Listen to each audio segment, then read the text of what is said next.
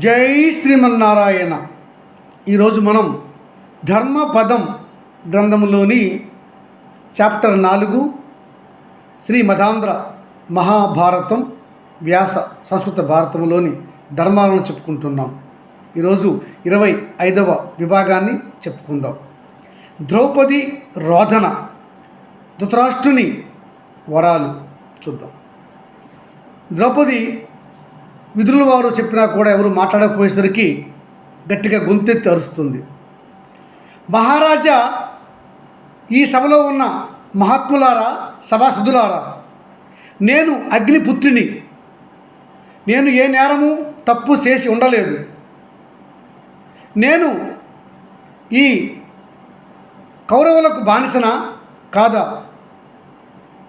ధర్మరాజు తన్నోడేనా అని అడిగి తిని మీరెవరు కూడా ధర్మ నిర్ణయం చేయలేదు. ఈ సభలో ధర్మానికి తావుయే లేదా? ధర్మానికి రక్షణయే లేదా? ఇదేనా ఈ కృషవ యొక్క నిర్ణయము? నేను మహాఘనంగా అగ్నిలో పుట్టి పెరిగి మహా విజయవంతమైనటువంటి మత్స్యంతంలో నన్ను పొందిన ఈ పాండవులకు నేను పత్నిని. నన్ను ఈ విధంగా ఈరోజు జుత్తుబట్టి ఈడ్చి సభలోనికి లాక్కొచ్చి నాకు బట్టలు ఊడదీశారు. ఇది ధర్మమా? అడిగేవాళ్ళు ఈ సభలో ఎవరు లేరా? ధర్మానికి తావుయే లేదా అని ఆక్రోశించింది ద్రౌపది. ఇంతవరకు మాట్లాడని భీష్ముల వారు మాట్లాడుతున్నారు. అమ్మా ద్రౌపది, నీవడిగిన ప్రశ్నకు సమాధానం చెప్పగల ధర్మనీతిజ్ఞుడు నీ పతి ధర్మరాజుయే. అతనియే చెప్పవలను. అయినను ఇక్కడ మీ యొక్క ఈ క్రూర శిక్ష చేస్తున్నటువంటి దుర్యోధనాదులు తప్పక ఈ పాపానికి ఫలితం భవిష్యత్తులో అనుభవిస్తారు అని ఊరుకునిపోయినాడు భీష్ముడు. అప్పుడు క్రూరాత్ముడు, స్వార్థపరుడైనటువంటి కర్ణుడు అంటున్నాడు, నవ్వుతూ ఎగతాళి చేస్తూ, ద్రౌపది, నీకు 5 పతులా? ఒక్కడు చాలడా? వాళ్ళకి శక్తి లేదు. శక్తి గలవాడు మహారాజు కాగలవాడు. వాడిని చూసి ఎన్నుకో, వాడికి భారీగా ఉండు అంటూ దుర్యోధను చూపించి ఎగతాళిగా మాట్లాడుతున్నాడు కర్ణుడు. కర్ణుడి మాటలకు దుర్యోధనుడు, దుశ్శాసనుడు, ఇతర కౌరవులందరూ కూడా విరగబడినవుతున్నారు. అప్పుడు దుర్యోధనుడు తన ఎడమతోడ చరిసి ద్రౌపదిని చూపించి ఇక్కడ కూర్చో అనే విధముగా కనుసైగ చేశాడు ద్రౌపదికి. కర్ణుడు అలా అనేసరికి, దుర్యోధనుడు ఇలా అనేసరికి చూసినట్టు భీముడు ఆగలేకపోయాడు. ప్రతిజ్ఞ చేస్తున్నాడు సంపుతానని. దారుని రాజ్య సంపద మతంబున కోమలి కృష్ణ చూసి రంభోరుని జోరు దేశమున నుండగా పిలిచిన యుద్ధురాత్ము దుర్వారమదీయ బాహు పరివర్తిత చండ గదాభిఘాత భగ్నోరు తరోరు సేయుదు సుయోధనుని ఉగ్ర రణాంతరంభునన్ అని ప్రతిజ్ఞ చేశాడు భీముడు. భీముని ప్రతిజ్ఞ విన్నసరికి రాజుకు భయం పుట్టింది. అప్పుడు భీష్ముడు, ద్రోణుడు, విదురుడు అంటున్నారు, చూడండి, ఈ దుర్యోధనుడు, దుశ్శాసనుడు, కర్ణుడు చేసినటువంటి పాప కార్యాలకు కౌరవుల ఇంట్లో గుడ్లగూబులు ప్రవేశించాయి, విలయతాండం చేస్తున్నాయి. గుడ్లగూబులతో పాటుగా నల్లని కాకులు వెళ్ళి విలయతాండం చేస్తున్నాయి కౌరవుల రాజప్రసాదాలలో. గుడ్లగూబులు, కాకులు వింత వింత ధ్వనులతో అరుస్తున్నాయి. ఇది కౌరవులకు వినాశకారకం. ధృతరాష్ట్ర మహారాజా, మీ యజ్ఞశాలలో చూడండి, నక్కలు ఊళ్ళేస్తున్నాయి వెళ్ళి. మీ యజ్ఞశాలలో అగ్నిహోత్రములు ఆరిపోయినవి. ధృతరాష్ట్ర మహారాజా, మీ 100 మంది కోడళ్ళు మనస్సులు కకావికములై మనస్సులు బాధతో ఘోషిస్తున్నాయి. విచారించండి. ఈ సూచనలన్నీ కూడా ధృతరాష్ట్ర మహారాజా మీ భవిష్య నాశనానికి సూచనలు. మీరు గుర్తించట్లేదా అని భీష్ముడు, ద్రోణుడు, విదురుడు ఒకే మాట అన్నారు. మహాపతివ్రత శిరోమణి గాంధారీమాత సభకొచ్చారు. మహారాజా, నా కోడలు ద్రౌపది ఏమి నేరం చేసిందని ఆమెకు జుట్టుబట్టి ఈడ్పించారు. బట్టలు ఒలిచారు, ఇది ఘోర అపరాధము, అధర్మము. ఈ కారణంగా మన కుమారుల ఎండ్లలో గుడ్లగూబలు, కాకులు వింత వింతంగా చేరి అరుస్తున్నాయి. మన యజ్ఞశాల అంతా నక్కలతో నిండిపోయి ఉన్నది. అగ్నిహోత్రములు ఆగిపోయినాయి. ఇది మనకందరికీ అపశకునములు కాదా? మహారాజా ఒక కులస్త్రీ ఉత్తమరాలును ఇలా అవమానం చేయుట ఇంతమందిలో తగునా? ఇది కురుసభకు గౌరవమా? తక్షణము మీరు ఈ అధర్మాన్ని ఆపండి. మీరు మహారాజు. ఆపకపోతే మనకి నష్టం వస్తుంది. మనకు నష్టం వచ్చినా రాకపోయినా కూడా మన ధర్మాన్ని కాపాడాలి కదా. మీ తమ్ముని కోడల యొక్క గౌరవాన్ని కాపాడండి, ఈ అకృత్యాన్ని ఆపండి అని గట్టిగా తన భర్త అయినటువంటి ధృతరాష్ట్రుడిని చెప్పింది మహాసాధ్వీమణి గాంధారి. అధర్మపరుడైన కొడుకుకి ఒత్తాసు పలుకుతున్నటువంటి తండ్రి ఇప్పుడు తన భార్య యొక్క బోధన విని ఇప్పుడు మనసు మార్చుకొని, దుర్యోధన, నీవు దుర్మార్గుడివి. చిన్నటి నుంచి నువ్వు దుష్కృత్యములు చేస్తూనే ఉన్నావు. ఇప్పటికైనా నీ దుష్కృత్యాలు ఆపు. పరమ పావని ద్రౌపది అగ్నిపుత్రి, ఉత్తమురాలు, పతివ్రత శిరోమణి, ప్రతి క్షణము తన భర్తల క్షేమాన్ని కోరుకునే ఆ స్త్రీమూర్తి పాతివ్రత్యంతో తపోశక్తితో ఉన్న ఆమెను ఈ విధంగా జుత్తు ఈడ్పించి బట్టలు ఒలుచుట నీకు ధర్మమా? ఇది నీకు పాపకార్యము కాదా? ఈ పాపము మన వంశానికి చుట్టుకొనదా? ఎందుకు ఇలా చేస్తున్నావు అని గట్టిగా గద్దించాడు తండ్రి కొడుకును. దుర్యోధనుడు, తండ్రి, మేము ఏమి అధర్మం చేశాము? జోదంలో గెలుచుకున్నాము, వారు మాకు బానిసలు కదా అని అంటూ ఏదో చెప్పబోతున్నాడు దుర్యోధనుడు. ఇలా తనను అడ్డుకోబోయిన తండ్రి మాటకు కోపించినటువంటి దుర్యోధనుడు అక్కడి నుంచి తన మిత్రులతో కలిసి సభను నిష్క్రమిస్తాడు. ఇది ఒక అధర్మమే, అతనికి అలా వెళ్ళిపోకూడదు అని వెళ్ళిపోతాడు. అప్పుడు ధృతరాష్ట్రుడు, అమ్మా ద్రౌపది, ఎక్కడమ్మా నువ్వు ఉన్నావు? నా వద్దకు రా తల్లి. నీవు పరమ పూజ్యురాలివి, అగ్నిపుత్రివి, పతివ్రత శిరోమణివి. నాకు తెలియనమ్మా, నీకు అన్యాయం చేశారు వీళ్ళు.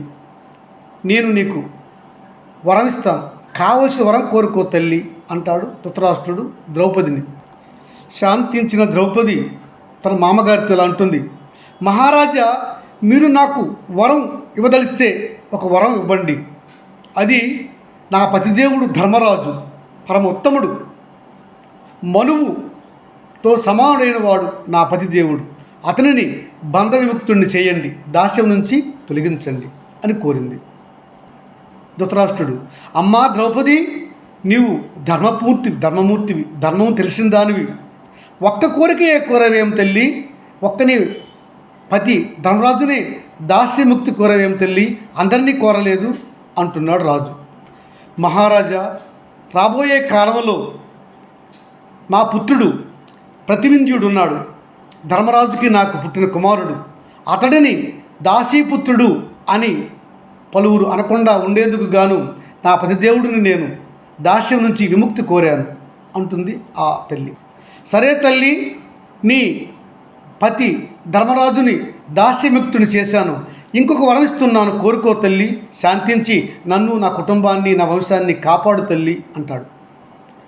మహారాజా, మీకు ఇష్టమైన సో నా మిగిలిన 4 భర్తలను కూడా దాస్యముక్తి చేయండి.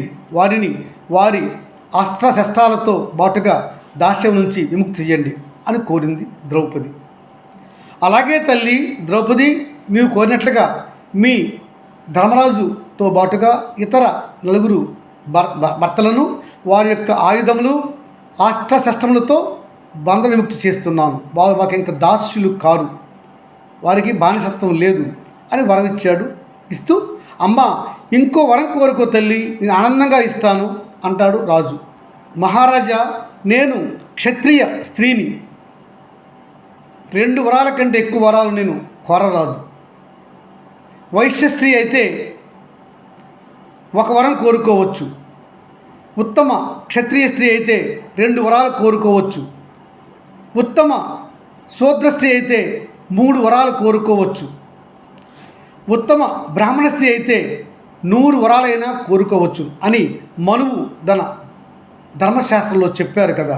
కనుక నేను ఇంకొక వరం కోరుకోలేను అమ్మా ద్రౌపది, నీ ధర్మ నిబద్ధత, ధర్మశాస్త్ర పాండిత్యము, నీ గొప్పతనము నేను చూసి ఎంతో సంతోషిస్తున్నాను తల్లి. నువ్వు చాలా ఉత్తమరాలు, గొప్పదానివి. ధర్మరాజా, మీరు చాలా అదృష్టవంతులు. ఇంతటి ఉత్తమరాలు మీకు భార్యగా వచ్చింది. మీ భార్య సచ్చీలత, ధర్మశాస్త్ర పాండిత్యము, గొప్పతనము, నీ భార్య పాతిరత్యము విని మెచ్చుకున్నాను. ధర్మరాజా, నీవు జోదంలో ఓడిపోయినటువంటి నీ సకల ఐశ్వర్యము నీ తిరిగి ఇచ్చేస్తున్నాను. నీ రాజ్యం కూడా నీకు ఇచ్చేస్తున్నాను. నీవు వెళ్ళి నీ రాజ్యాన్ని నీ తమ్ములతో కలిసి ధర్మంగా పరిపాలించుకో. తక్షణమే నీవు ఇంద్రప్రస్థానికి వెళ్ళి నీ రాజ్యాన్ని పరిపాలన చేసుకో అంటూ వరం అడగకుండానే ఇచ్చాడు ధృతరాష్ట్రుడు. అందులో కారణం కూడా ఉన్నది. ద్రౌపదీ మాతకు కోపం చాలా ఎక్కువ వస్తుంది. పైగా భీష్ముల వారు, ద్రోణుడు, విదురుడు చెప్తున్నారు అధర్మం చేస్తున్నాడు దుర్యోధనుడిని, వంశనాశనం అవుతుందన్నాడు. ఆ వంశనాశనం అనే మాట వినేసరికి ధృతరాష్ట్రుడు జడిసిపోయి అడిగిన వరాలు రెండు, అడగకుండా ఒక వరం కూడా ద్రౌపదికి ఇచ్చేసాడు. ధృతరాష్ట్రుడు ఇచ్చేసి, అమ్మా ద్రౌపది, నన్ను నా వంశాన్ని శపించకమ్మా అంటూ ప్రాధేయపడ్డాడు కూడా. చివరగా ధృతరాష్ట్రుడు ధర్మరాజుని దగ్గరికి పిలిచి, నాయనా యుధిష్ఠిర, నీ తమ్ముడు దుర్యోధనుడు బుద్ధి లేనివాడు, అధర్మాలు చేస్తున్నాడు. నీవు కోపింపకము. నీవు ధర్మం తెలిసిన వాడివి, బుద్ధిమంతుడివి.